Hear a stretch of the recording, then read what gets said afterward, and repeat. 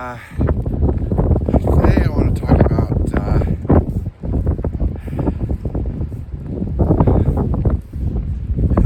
how I think Trump wants to help all Americans in real ways that really improve their lives, not just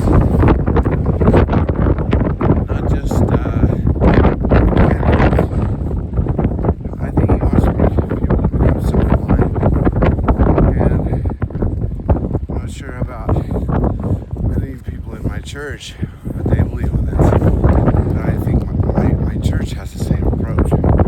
It's based on our welfare programs or rules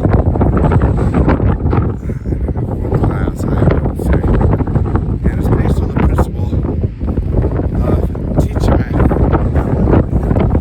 a man to fish rather than give a man a fish. For a short period of time, you may have to give a man a fish. You may have to feed him. But the ultimate goal is for self-reliance, to help people stand on their own 2 feet. And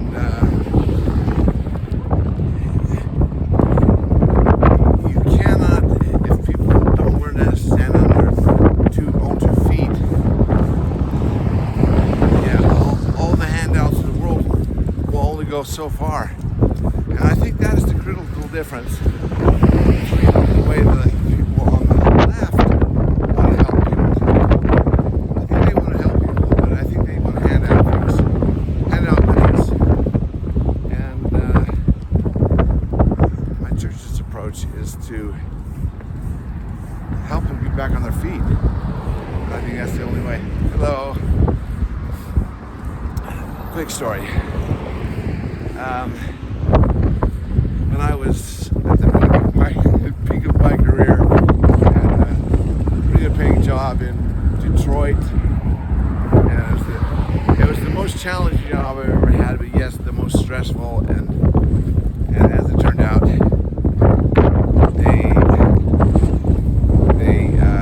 ended up letting me go, right? And I think at that time I probably had some savings, but I could have just used my savings and tried to survive and just, I mean, not so much, cash in the bank, but it's like a retirement account or whatever. But my bishop brought me in, and I didn't have any income coming in for a while, and he says, let's try and help you, and he got me enrolled in some job training type programs where they help you to rewrite your resume and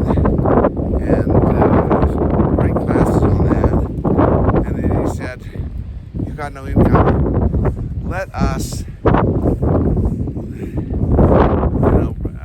provide some food for you till you get back on your feet." And I went down. He had me go down to the Bishop's storehouse, and it was the most humbling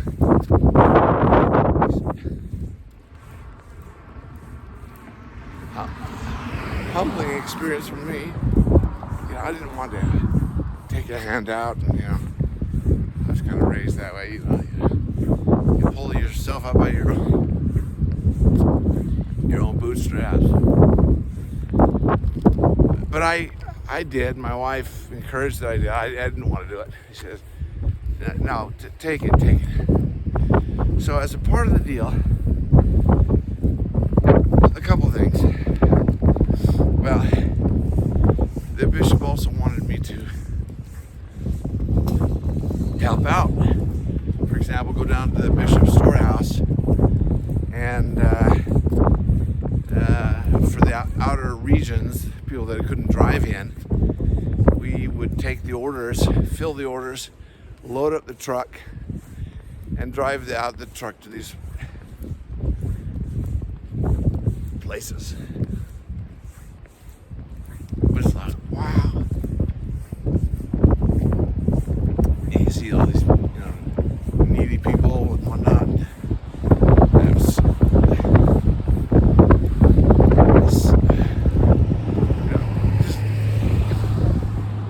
away alone, a very humbling experience, and yet you begin to understand, oh, this is where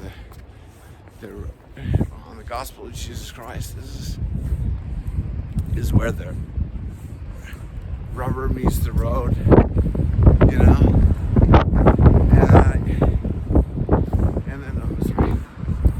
And then in my job at the church, I just recently moved from nights handling calls from Japan to daytime, and it's required for me to go into the office once a week. And yesterday,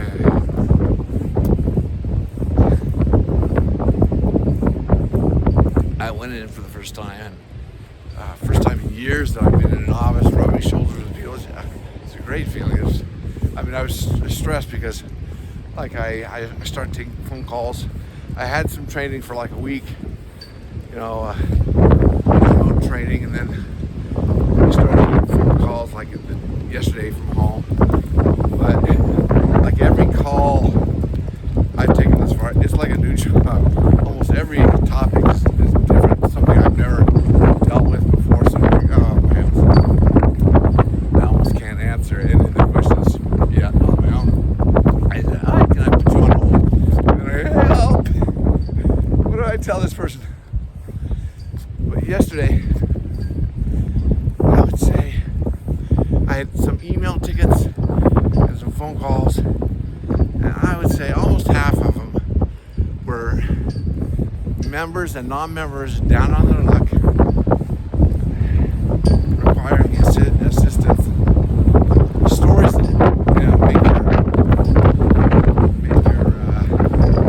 make you want to cry, And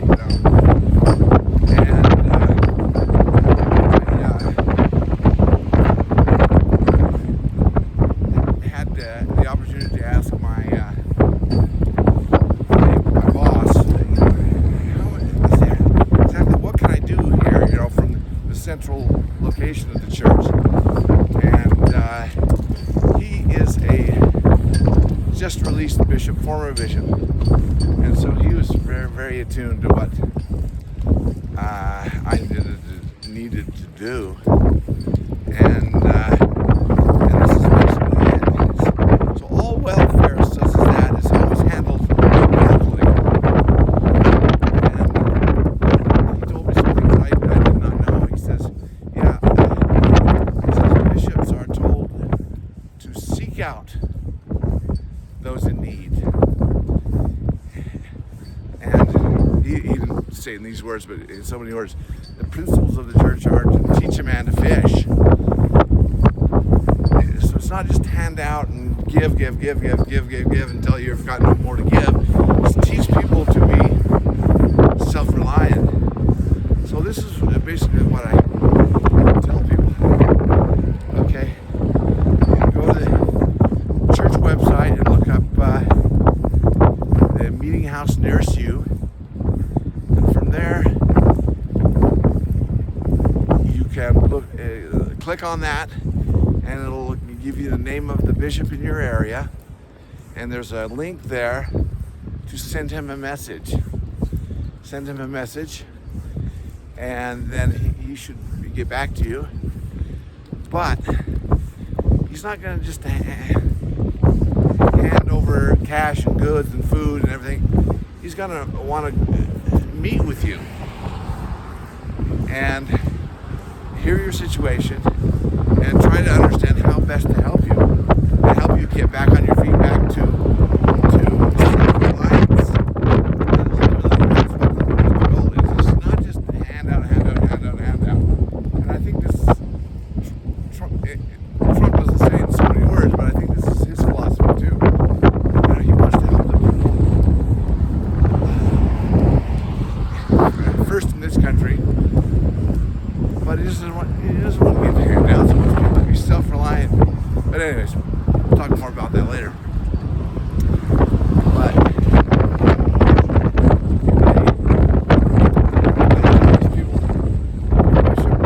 the bishop near you is going to want to meet with you, and he'll situation and pull in people from the ward, try to get people involved in your life, in your orbit, help you with your social networking. He can't do it all. He has to pull in other leaders, and for example, if let's say you've got some kind of income, it doesn't begin to meet your needs, but you have some, and he may say, okay, you put that money to paying your bills, and we'll take care of your food, and we'll take care of it. So it's not a wholesale, we'll take care of you, come lean on the church forever and ever and ever. No, they will do what they need for you. But everything is meant to be temporary until you can get on your feet and become self-reliant.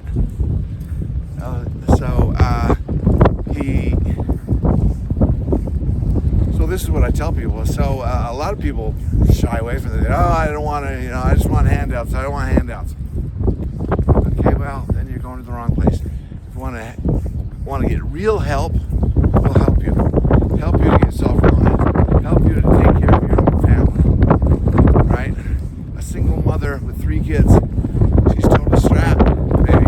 Okay? But they'll work out a way to help her. Now, I don't know. The inspiration of the bishop's going to probably be different for everybody. But, I don't know. Maybe, I don't know what they would do, but maybe, they get some sisters in the ward to help with the child care, so the woman can either take a job or work from home, or start to earn some money and start to take care of her needs. So this is wow, this wind doesn't make this impossible here. But this is how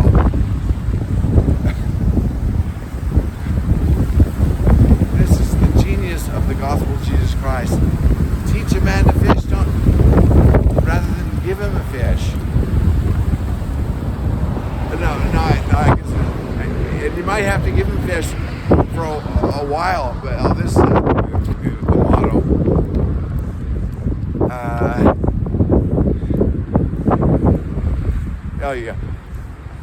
Give the man a fish, feed him for a day. Teach a man to fish, feed him for a lifetime. This is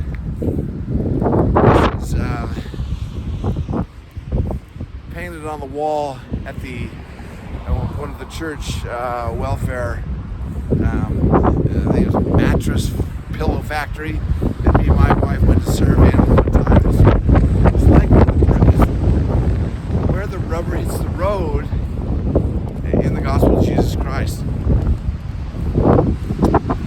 Give a man a fish, feed him for a day. Teach a man to fish, feed him for a lifetime.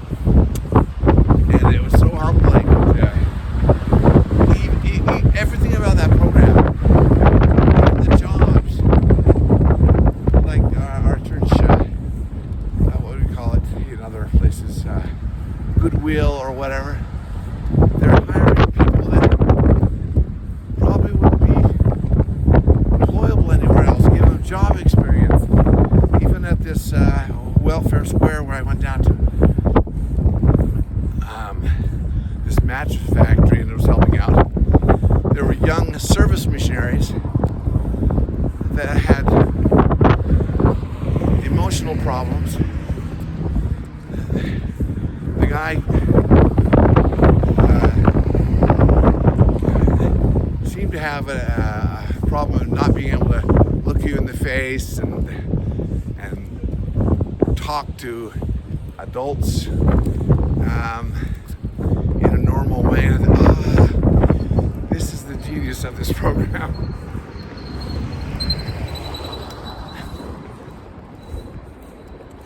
It's giving this young man, a nice young man, who obviously emotionally was not equipped to serve it.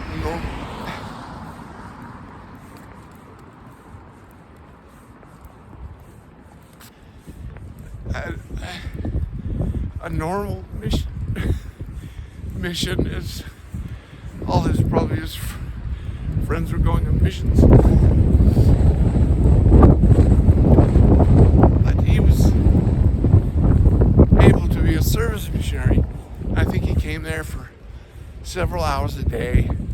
He was assigned as a missionary, but he obviously has emotional problems. But he's learning to serve, and he's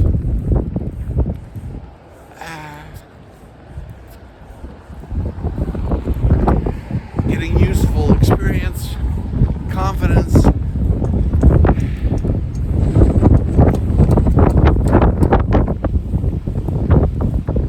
And I thought, oh man, this is everything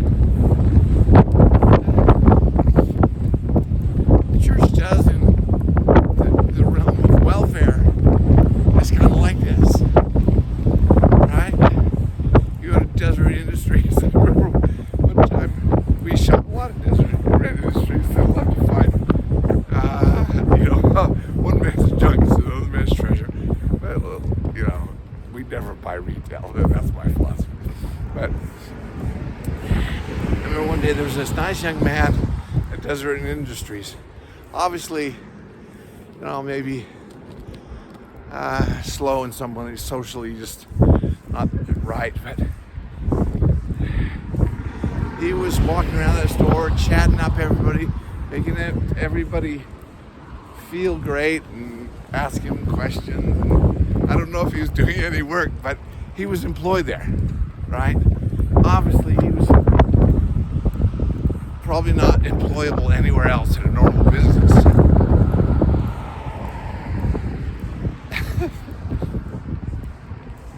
don't know why it's getting so emotional. But there he was, this young man, serving people, making them feel good, and earning a wage. So that's what I used to think when I was a kid. Well, the Deseret Industries is a place so poor people can go and buy things cheap. No, maybe that's part of it. But the whole operation is a jobs program. That's the main thing. Get people serving and doing and training and learning and growing. This is the gospel of Jesus Christ.